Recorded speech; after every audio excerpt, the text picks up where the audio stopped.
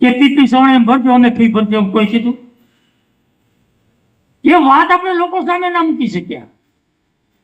Right to education ની અંદર લાખો વિદ્યાર્થીઓ પ્રાઇવેટ સ્કૂલમાં ભણે અને સરકાર એની ફી આપે, સરકાર એને કપડા આપે, બૂટ આપે, એના દફતરના પૈસા આપે, એ વાત આપણે લોકોને કરી ના શક્યા। આપણે ખાચા પીએ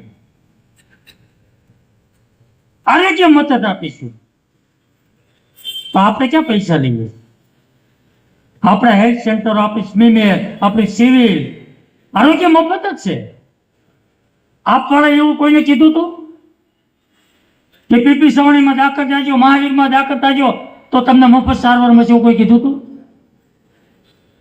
લોકોને ગેરમાર્ગે દોરવામાં સફળ થયા અને આપણે લોકોને સમજાવવામાં અસફળ થયા। એટલા માટે આપણે લોકોની સાથે સાચી વાત પહોંચે એના પ્રયાસો અને પ્રયત્ન કરવા, કે જે કઈ વાત લોકોમાં મૂકે એની સામે આપણે આપણી વાત મૂકવી પડે।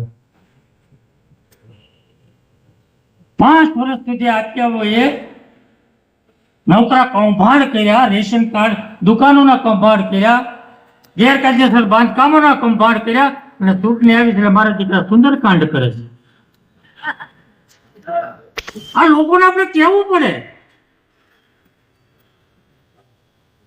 અત્યાર સુધી ભ્રષ્ટાચારના કાંડ કરે ને હવે સુંદરકાંડ કરે, આપણે કહેવું પડે। રામ મંદિરનો વિરોધ કર્યો, 370 ની કલમનો વિરોધ કર્યો,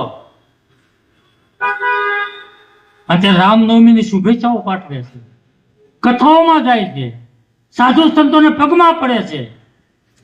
વાહ, કાચિંડાઓને ઓળખવા માટેનો પ્રયાસ લોકોએ કરવો જોઈએ। એ વાત આપણે લોકો સાથે કરવી,